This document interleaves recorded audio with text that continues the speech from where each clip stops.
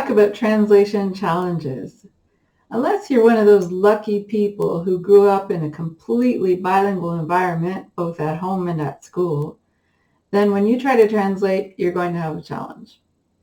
We face that challenge in relation to the language that is not our mother tongue, because we have fewer skills in that language, and that can affect our translations. But there is a way to compensate for this. Until you have a very high degree of fluency in your second language, you should incorporate into your translation process someone who has those skills that you are lacking in that other language. So if you translate from another language into your mother tongue, what I like to call inward translation, it's fairly easy for you to express ideas in a natural way.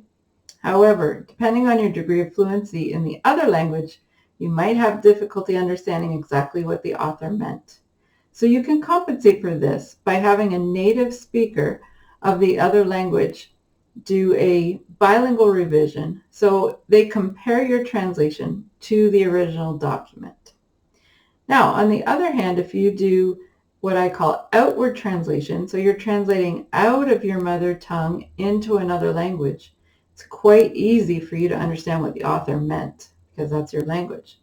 However, depending on your writing skill in your second language, you might have difficulty expressing ideas in a way that flows naturally. So you can compensate for this by having a native speaker of the other language do a stylistic revision, and they adjust the sentences to sound more natural in that language. So most of us face a translation challenge at the beginning, but there is a way to compensate for it until our skills are fully developed. So until that time, I encourage you to use a reviser. I'll see you next time.